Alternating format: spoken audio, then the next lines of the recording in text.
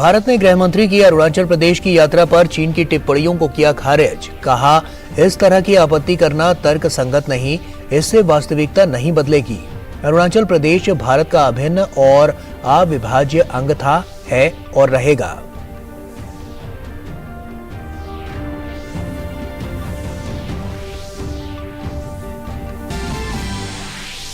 केंद्रीय गृह मंत्री अमित शाह ने अरुणाचल प्रदेश में हीर वालोंग युद्ध स्मारक पर दी श्रद्धांजलि। असम के डिब्रूगढ़ में भाजपा के नए कार्यालय के भूमि पूजन में लिया हिस्सा। जनसभा को संबोधित करते हुए 2024 में 300 से अधिक सीटों के साथ तीसरी बार मोदी सरकार गठन का जताया विश्वास।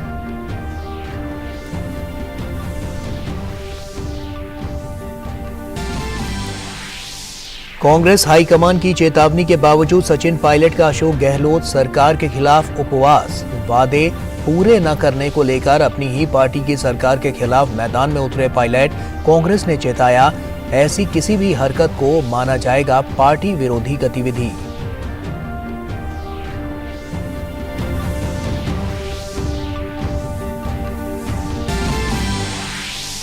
आरएसएस के रूट मार्च मामले में तमिलनाडु सरकार को बड़ा झटका। हाईकोर्ट के फैसले के खिलाफ दायर याचिका को सर्वोच्च न्यायालय ने किया खारिज।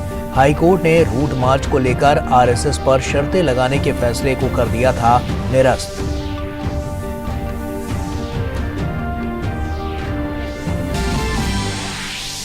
जम्मू कश्मीर में मजबूत हो रहा है सड़कों का ढांचा। केंद्रीय सड़क परिवहन और राजमार्ग मंत्री नितिन गडकरी ने जम्मू कश्मीर के रामबन में पीड़ा कुम्फर सुरंग का किया उद्घाटन। ये सुरंग जम्मू श्रीनगर राष्ट्रीय राजमार्ग पर उधमपुर और रामबन के बीच चल रही 4 लेन वाली परियोजनाओं का हिस्सा। किसानों के लिए अच्छी खबर। भारतीय मौसम विभाग ने कहा, इस साल सामान्य रहेगा मॉनसून। जारी की दक्षिण पश्चिम मॉनसून को लेकर लंबी अवधि की भविष्यवाणी। इस बार 96% मॉनसून रहने का जताया अनुमान।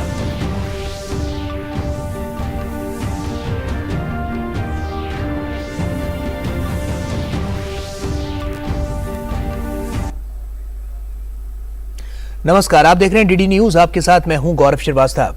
भारत ने गृह मंत्री अमित शाह की अरुणाचल प्रदेश की यात्रा पर चीन की टिप्पणियों को खारिज करते हुए कहा कि इस तरह की आपत्ति करना तर्कसंगत नहीं है और इससे वास्तविकता नहीं बदलेगी। गृह मंत्री अमित शाह कल अरुणाचल में थे और वहां उन्होंने वाइब्रेंट विलेज प्रोग्राम की शुरुआत की। यह कार्यक्रम सीमावर्ती गांवों में विकास से जुड़ा है। चीन ने उनकी इस यात्रा पर आपत्ति जताई थी। चीन अरुणाचल पर अपना दावा करता है। गृह मंत्री की अरुणाचल प्रदेश की हाल की यात्रा पर चीनी आधिकारिक प्रवक्ता की टिप्पणियों के संबंध में मीडिया के सवालों के जवाब में आधिकारिक प्रवक्ता अरिंदम बागची ने कहा कि हम चीनी आधिकारिक प्रवक्ता द्वारा की गई टिप्पणियों को पूरी तरह से खारिज करते हैं। उन्होंने कहा कि भारतीय नेता नियमित रूप से अरुणाचल प्रदेश राज्य की यात्रा करते हैं, जैसा कि वे भारत के किसी अन्य राज्य में करते हैं। अरुणाचल प्रदेश भारत का अभिन्न और अविभाज्य अंग था, है और रहेगा। इस तरह की यात्राओं पर आपत्ति करना तर्कसंगत नहीं है और इससे वास्तविकता नहीं बदलेगी। केंद्रीय गृह और सहकारिता मंत्री अमित शाह ने असम के डिब्रूगढ़ में भाजपा कार्यालय के भूमि पूजन कार्यक्रम में हिस्सा लिया। इस अवसर पर मुख्यमंत्री हेमंत बिस्वा शर्मा सहित पार्टी के कई बड़े नेता मौजूद थे। अपने संबोधन में अमित शाह ने विश्वास जताया कि 2024 के चुनाव के बाद केंद्र में प्रधानमंत्री मोदी के नेतृत्व में तीसरी बार 300 से अधिक सीटें जीतकर सरकार बनेगी। भारतीय जनता पार्टी संगठन के आधार पर चलने वाली पार्टी है और कार्यालय भारतीय जनता पार्टी का सभी गतिविधियों का केंद्र होता है। अभी अभी नॉर्थ ईस्ट के अंदर 3 राज्यों के चुनाव हुए। तीनों राज्य में भारतीय जनता पार्टी सरकार का हिस्सा है। नॉर्थ ईस्ट के 8 राज्यों में मोदी जी के नेतृत्व में एनडीए की सरकार, भारतीय जनता पार्टी की सरकार, और इसी के कारण नॉर्थ ईस्ट का विकास हुआ है। और वहीं इससे पहले अपने अरुणाचल प्रदेश के अंतिम दिन अमित शाह ने आज हीर वालोंग युद्ध स्मारक पर श्रद्धांजलि अर्पित की।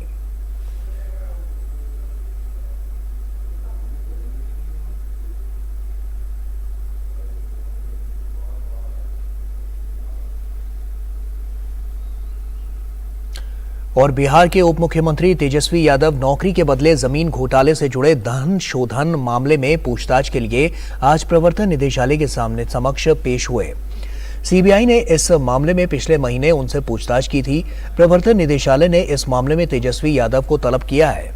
ईडी ने सीबीआई की प्राथमिकी के आधार पर prevention of money laundering act के तहत मामला दर्ज किया। इससे पहले उनकी बहन और राज्यसभा सदस्य मीसा भारती से ईडी के अफसर पूछताछ कर चुके हैं। इस घोटाले में ईडी ने अब तक 600 करोड़ रुपए की मनी लॉन्ड्रिंग के साक्ष्य मिलने का दावा किया है। ईडी के अनुसार अपराध से बनाई गई संपत्तियों में से 350 करोड़ रुपए की अचल संपत्ति है। इसके अलावा 250 करोड़ रुपए बेनामी लोगों के माध्यम से लालू यादव के परिवार के पास आए थे। आरोप है कि लालू प्रसाद यादव के रेल मंत्री रहते हुए रेलवे के कई जोन में हुई नियुक्तियों के लिए लोगों से नौकरी के बदले जमीन ली गई। राजस्थान के पूर्व उप मुख्यमंत्री और कांग्रेस नेता सचिन पायलट ने अपनी पार्टी की सरकार के खिलाफ आज जयपुर के शहीद स्मारक स्थल पर एक दिन की भूख हड़ताल की। पायलट ने अनशन शुरू करने से पहले महात्मा गांधी और महात्मा ज्योतिबा फुले के चित्र पर पुष्प अर्पित किए। पायलट के समर्थक बड़ी संख्या में अनशन स्थल पर मौजूद रहे। इस बीच कांग्रेस के राज्य पार्टी प्रभारी सुखजिंदर सिंह रंधावा ने एक बयान जारी कर पायलट के अनशन को पार्टी हितों के खिलाफ बताया और इसे पार्टी विरोधी गतिविधि करार दिया। उन्होंने कहा कि अगर सचिन को सरकार से कोई परेशानी है तो वो पार्टी मंच पर इसकी चर्चा कर सकते थे। और राजस्थान में नेता प्रतिपक्ष राजेंद्र राठौड़ ने कहा कि कांग्रेस को अपने गिरेबान में झांकना चाहिए। सरकार का अंतर्किला अब चरम पर है। अपमान की राजनीति इस कदर इस आगे पहुंच गई है कि आखिर जिस व्यक्ति ने सरकार को निर्माण में सबसे अहम भूमिका निभाई थी, आज वो अनशन पर जा रहे हैं, सहारा ले रहे हैं पूर्ववर्ती सरकार का। उनके मन में पीड़ा है अपने अपमान की और इस सरकार के में भ्रष्टाचार के तांडव की। और वहीं मॉनसून इस साल सामान्य रहने का अनुमान है। भारत मौसम विज्ञान विभाग ने आज मॉनसून का पूर्वानुमान जारी किया। साउथ वेस्ट मॉनसून के बीच देश भर में दीर्घकालिक औसत के 96% बारिश होने के आसार हैं। भारत में जून से सितंबर के अंदर जो बारिश होने वाला है वो लॉन्ग पीरियड एवरेज का 96% होने का पूर्वानुमान किया जा रहा है। लॉन्ग पीरियड एवरेज का मतलब होता है कि 1971 से 2020 के बीच में जो बारिश रिकॉर्ड किया गया, इसको आधार करके एक एवरेज फिगर निकाला गया जो है 87 सेंटीमीटर पर कंट्री एज ए होल। जब मैं 96% रेनफॉल का पूर्वानुमान कर रहा हूं, इसका मतलब है कि 87 सेंटीमीटर की 96% यानी लगभग 83.5 सेंटीमीटर रेनफॉल पूरी देश में रेनफॉल होने का पूर्वानुमान किया जाता है। और वहीं मौसम विज्ञान विभाग का कहना है कि दुनिया भर में गर्मी का कारण बनने वाले एल नीनो का प्रभाव मानसून के दौरान विकसित हो सकता है और इसका प्रभाव मानसून के दूसरे भाग में देखा जा सकता है। एल नीनो के साथ मानसून से रेनफॉल का ऐसे 1-to-1 रिलेशनशिप या डायरेक्ट रिलेशनशिप नहीं है। ऐसे 40% ईयर्स होता है जब एल नीनो के साथ भी नॉर्मल नहीं तो एबो नॉर्मल रेनफॉल रिकॉर्ड किया गया है। हिमाचल में स्वस्थ रहे क्षेत्र में सबके नेत्र कार्यक्रम के तहत विशाल नेत्र जांच शिविर का आयोजन किया जा रहा है। केंद्रीय मंत्री अनुराग सिंह ठाकुर के मार्गदर्शन में देश भर के जाने माने नेत्र रोग विशेषज्ञों और चिकित्सकों द्वारा जिला हमीरपुर में 14 अप्रैल एवं ऊना में 15 अप्रैल को विशाल नेत्र जांच शिविर का आयोजन किया जाएगा। शिविर में टेस्टिंग के साथ साथ नंबर वाले चश्मे निःशुल्क दिए जाएंगे। जन स्वास्थ्य के 5 साल, हर घर हर द्वार अस्पताल के संकल्प के साथ केंद्रीय मंत्री व हमीरपुर सांसद श्री अनुराग सिंह ठाकुर के मार्गदर्शन में अस्पताल सेवा के 5 वर्ष पूरे होने के मौके पर 14 अप्रैल 2023 को Gautam group of college Hamirpur में और 15 अप्रैल 2023 को DAV centenary public school, Nangal road, Una में विशाल नेत्र जांच शिविर का आयोजन किया जा रहा है, जिसमें देश के जाने माने 50 डॉक्टर्स का पैनल, जिसमें 20 नेत्र विशेषज्ञ जो प्रदेश के लोगों की ना सिर्फ निशुल्क जांच करेंगे बल्कि निशुल्क नंबर वाले चश्मे भी उपलब्ध कराए जाएंगे। आप स्वस्थ रहे, निरोगी रहे, इस आशा के साथ आप सभी से अनुरोध है कि इस शिविर में आकर अपने नेत्र की जांच करवाएं और माननीय केंद्रीय मंत्री श्री अनुराग सिंह ठाकुर के संकल्प क्षेत्र में सबके स्वस्थ रहे नेत्र में सहभागी बने। जय भारत, जय हिमाचल।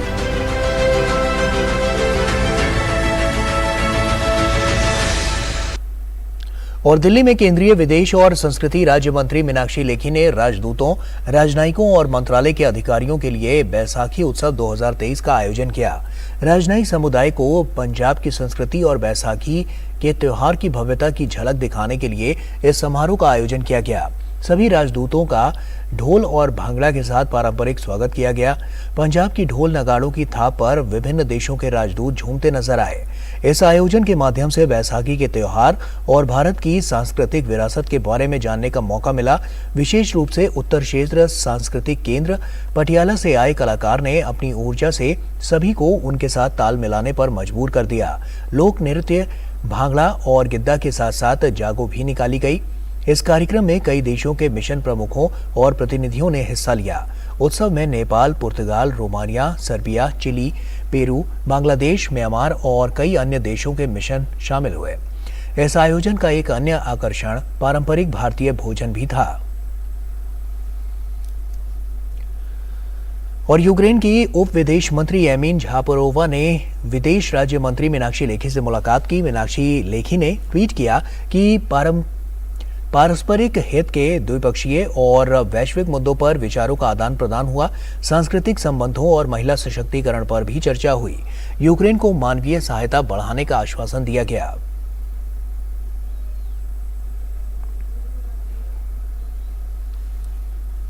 और सुप्रीम कोर्ट ने तमिलनाडु में राष्ट्रीय स्वयंसेवक संघ को रूट मार्च निकालने की इजाजत दे दी है। मद्रास हाईकोर्ट के रूट मार्च की इजाजत देने के फैसले को सुप्रीम कोर्ट ने बरकरार रखा है। सुप्रीम कोर्ट के इस फैसले से तमिलनाडु सरकार को झटका लगा है। सुप्रीम कोर्ट ने मद्रास हाईकोर्ट के आदेश के खिलाफ दायर राज्य सरकार की अर्जी को खारिज कर दिया है। मद्रास हाईकोर्ट ने आरएसएस को रूट मार्च की इजाजत दे दी थी, लेकिन राज्य सरकार ने इस आदेश के खिलाफ सुप्रीम कोर्ट में अर्जी दायर कर कहा था कि कुछ जगहों पर बिना शर्त रूट मार्च निकालने से कानून व्यवस्था की स्थिति बिगड़ सकती है। सुप्रीम कोर्ट ने राज्य सरकार की इस याचिका को खारिज कर दिया है।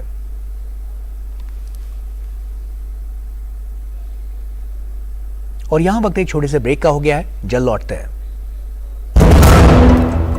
शुरू करो, डालो बुनियाद, घर महल नजर आएगा। वंडर लाइए, वंडर अपनाइए, फर्क नजर आएगा। वंडर सीमेंट, फर्क नजर आएगा।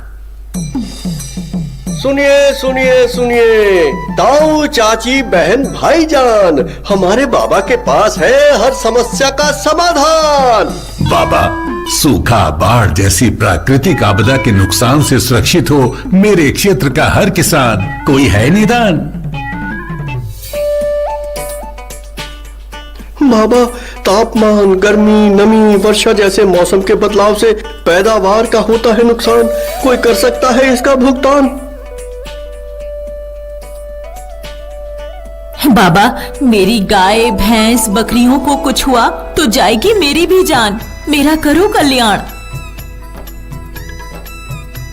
एआईसी से कृषि बीमा। जी हाँ, फसल और कृषि संबंधित हर क्षेत्र में एआईसी देता है संपूर्ण बीमा समाधान। फसल हो या कृषि संपदा, बीमा सुरक्षा हमारा वादा। भारतीय कृषि बीमा कंपनी। एआईसी। स्वच्छ जल और नारी का संघर्ष, दोनों का सदियों से संबंध रहा। पानी तो पहले भी था, कभी कांधों पर, कभी कमर पर, कभी माथे पर, कभी आंखों में। आजादी से लेकर 70 सालों तक केवल 3 करोड़ घरों में नल से आता पानी था। फिर छिड़ा एक जल आंदोलन। प्रधानमंत्री नरेंद्र मोदी ने संकल्प उठाया, जल जीवन मिशन। 3 वर्षों में 11 करोड़ से अधिक घरों में अब नल से जल पहुंचने लगा है। स्कूलों, अस्पतालों, पंचायतों, आंगनबाड़ियों, देश की सरहदों, सभी जगह पहुंचा पानी। हर घर जल।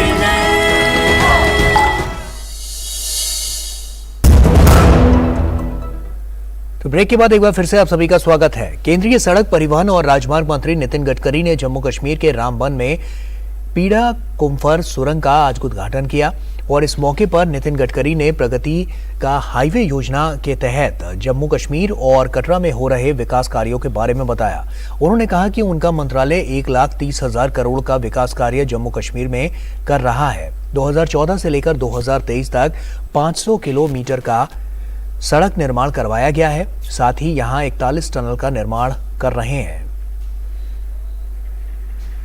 में हमारे मंत्रालय की तरफ से करीब 1,30,000 करोड़ के विकास कार्य हम कर रहे हैं और 2014 से 2023 तक हमने 500 किलोमीटर सड़क का निर्माण कराया गया है।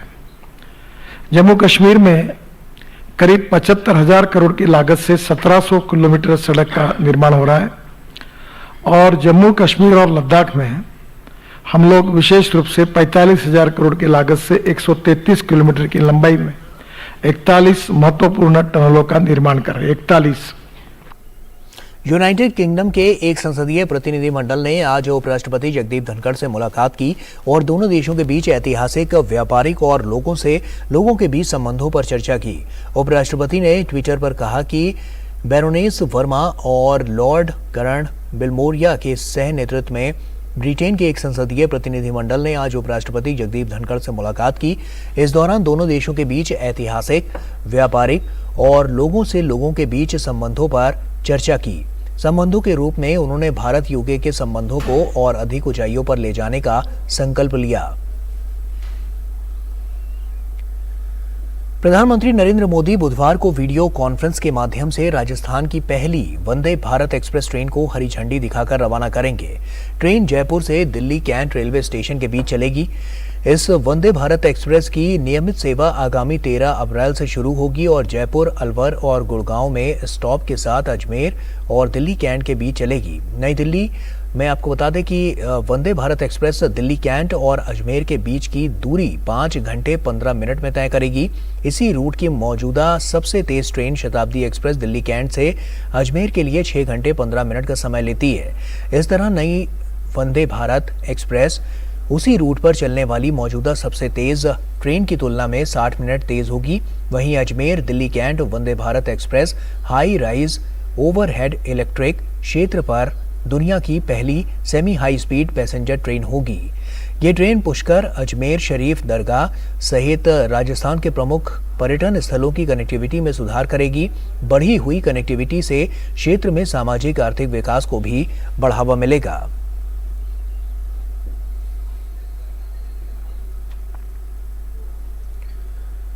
रक्षा मंत्री राजनाथ सिंह ने आज नई दिल्ली में 31वीं केंद्रीय सैनिक बोर्ड की बैठक को संबोधित करते हुए कहा कि उन्हें खुशी है कि केंद्र और राज्य दोनों मिलकर सैनिकों के लिए कार्य करते हैं। उन्होंने कहा कि सैनिक जब सीमा पर खड़े होकर सुरक्षा करते हैं तो किसी एक खास राज्य का प्रतिनिधित्व नहीं करते बल्कि देश का प्रतिनिधित्व करते हैं। हम सबके लिए यह खुशी की बात है कि हमारे सैनिकों के कल्याण के लिए केंद्र और राज्य सरकारों ने हमेशा मिलकर काम किया है और यह विषय उन विषयों में से एक है जिसमें दोनों सरकारें बढ़ चढ़कर अपना योगदान देती रही हैं। कभी भी हमें यह सुनने को नहीं मिला है जब राज्य सरकारें यह कहें कि यह सब्जेक्ट तो सेंट्रल गवर्नमेंट का है और इसलिए सैनिकों के कल्याण का मुद्दा केंद्र का मुद्दा है, अथवा केंद्र बोले कि सभी राज्य अपने अपने सैनिकों के बारे में चिंता करेंगे। या कोई एक दूसरे को कभी नहीं कहता है। प्रधानमंत्री के एक भारत श्रेष्ठ भारत के संकल्प को सिद्ध करने के लिए 17 अप्रैल से 30 अप्रैल तक गुजरात में सौराष्ट्र तमिल संगम का आयोजन किया जा रहा है। इसका मकसद है एक राज्य के लोग दूसरे राज्य के लोगों से मिलें और सांस्कृतिक आदान प्रदान हो। केंद्रीय स्वास्थ्य मंत्री डॉक्टर मनसुख मांडविया ने डीडी न्यूज से खास बातचीत में कहा कि 1000 साल पहले सौराष्ट्र के लोग तमिलनाडु में जाकर बस गए थे और तमिल और सौराष्ट्र का जो पुराना रिश्ता है उसे फिर से पक्का करने और उनकी संस्कृति को समझने के लिए इस संगम में कई थीम रखी गई है। प्रधानमंत्री मोदी अपने मन की बात कार्यक्रम में भी प्रधानमंत्री ने इसका जिक्र किया। तमिल और सौराष्ट्र के बीच में जो पुराना रिश्ता है, ये रिश्ते को फिर से पक्का करने के लिए, एक दूसरे के कल्चर को समझने के लिए, एक दूसरे के लिटरेचर को समझने के लिए, एक दूसरे के ट्रेड को समझने के लिए, एक दूसरे के जीवन शैली और सांस्कृतिक विरासत को समझने के लिए इस संगम में कई थीम रखी गई है। तमिल सौराष्ट्र संगम में लोग तमिलनाडु से जो मूल सौराष्ट्र से तमिलनाडु में गए हैं, ये लोग भी आएंगे, तमिलियन लोग भी आएंगे। केंद्रीय स्वास्थ्य मंत्री डॉक्टर मनसुख मांडविया ने कहा कि हमारे बीच खान पान का भी रिश्ता है। उन्होंने कहा कि वो रसम लेकर आए और हम फाफड़ा लेकर आएंगे। मनसुख मांडविया ने कहा कि सौराष्ट्र तमिल संगम में आने वाले लोगों का भव्य स्वागत किया जाएगा। 1000 साल पहले सौराष्ट्र से लोग तमिलनाडु में गए, वहां बसे और वहां अपना कारोबार चालू किया और मदुराई के महाराजा ने उसको वहां राज्याश्रय दिया था। तब से आज तक उन्होंने कई जीवन शैली तमिलनाडु की अपनाई है, कई अपनी ट्रेडिशनल जीवन शैली है उसको भी रखा है, और रसम ये उसका एक खान पान का भाग है। तो रसम लेके आए। फाफड़ा हमारी गुजरात की सौराष्ट्र की पहचान है, तो आप रसम लेके आए, हम यहाँ आपके लिए फाफड़ा तैयार रखेंगे ताकि हमारा खान पान व्यंजन है उसका भी हमारा पुराना रिश्ता है उसको भी शेयर करेंगे। और वहीं नई दिल्ली में केंद्रीय बिजली और नवीन एवं नवीकरणीय ऊर्जा मंत्रालय ने 2 दिवसीय कॉन्क्लेव की शुरुआत की। कॉन्क्लेव के उद्घाटन के मौके पर मंत्रालय के सचिव भूपेंद्र सिंह भल्लौर, कई अधिकारी, वैज्ञानिक और विशेषज्ञ मौजूद रहे। मौके पर मंत्रालय के एक पोर्टल को भी लॉन्च किया गया। मंत्रालय के सचिव ने कहा कि ये कॉन्क्लेव शिक्षा, उद्योग, वित्त पोषण का प्रतिनिधित्व करने वाले विशेषज्ञों को एक मंच प्रदान करेगा। कॉन्क्लेव में स्टार्टअप्स, इनोवेशन सेल, नीति निर्माता को शामिल किया गया है। 2 दिवसीय वार्ता में हितधारकों के बीच अनुसंधान एवं विकास के अलावा नए अनुसंधान पर भी वार्ता होगी। हमारा इसमें मानना है कि हम इस डिस्कशन से हम ये चाहते हैं कि इंडस्ट्री और R&D इंस्टीट्यूशंस आपस में बात करें और साथ में ऐसी टेक्नोलॉजी बनाने का, डेवलप करने की कोशिश करें जो देश में अभी नहीं है। और वो जब टेक्नोलॉजी बन जाए पार्टनरशिप में, इंडस्ट्री और R&D इंस्टीट्यूशन के पार्टनरशिप में, वो फिर जो हमारी जो इंडस्ट्री है वो उसका लाभ उठाए और उससे आगे मैन्युफैक्चरिंग करे उस टेक्नोलॉजी के द्वारा, और ऐसे प्रोडक्ट का मैन्युफैक्चरिंग करे जो देश के लिए नहीं, पूरे विश्व भर के लिए उसका मैन्युफैक्चरिंग। और कोविड संक्रमण से निपटने की तैयारियों को परखने के लिए किए जा रहे 2 दिवसीय देशव्यापी मॉक ड्रिल का आज अंतिम दिन है। कल से शुरू हुए इस मॉक ड्रिल के तहत आज भी देश भर के चुनिंदा अस्पतालों में कोविड-19 के रोकथाम और प्रबंधन के लिए उपलब्ध संसाधनों की तैयारियों का आकलन किया जा रहा है। इस दौरान चिकित्सा संस्थानों में कोविड-19 प्रबंधन तैयारी के लिए उपलब्ध बेड, एम्बुलेंस उपकरण, दवाएं और कार्यबल का परीक्षण किया जाएगा। इसके साथ ही ऑक्सीजन आपूर्ति उपकरणों और जीवन रक्षक उपकरणों मॉक ड्रिल कर उनकी क्रियाशीलता सुनिश्चित की जाएगी। और वहीं केंद्रीय स्वास्थ्य मंत्री डॉक्टर मनसुख मांडविया ने कल दिल्ली के आरएमएल अस्पताल में मॉक ड्रिल का जायजा लिया और स्वास्थ्य कर्मी जो हैं उनसे भी बात की। इस दौरान उन्होंने कोविड-19 के रोकथाम और प्रबंधन के लिए उपलब्ध संसाधनों जैसे कि दवा, आईसीयू बेड और मेडिकल ऑक्सीजन की उपलब्धता का आकलन किया। भारत के वाणिज्य मंत्री पीयूष गोयल ने भारत फ्रांस मित्रता के 25 साल पूरे होने के उपलक्ष्य में फ्रांस के मंत्री ओलिवियर बेख्त के साथ भारत फ्रांस व्यापार शिखर सम्मेलन की सह अध्यक्षता की। पीयूष गोयल ने कहा कि भारत एक बाजार है। 2030 तक भारत अपने निर्यात को $765 बिलियन से तिगुना करके $2 ट्रिलियन करना चाहता है।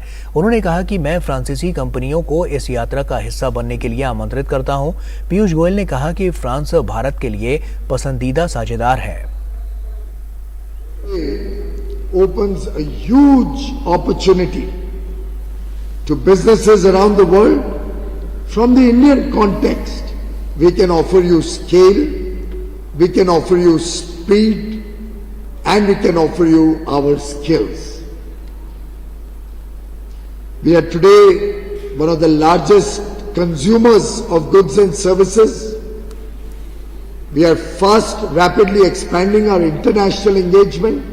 Over the last 2 years, our export of goods and services have grown by over 50%, and we hope to continue on this growth trajectory so that by 2030, we hope to see our exports of goods and services from India triple from its existing level of about $765 billion to $2 trillion. And we invite all of you to be a part of that journey in the next 7 years.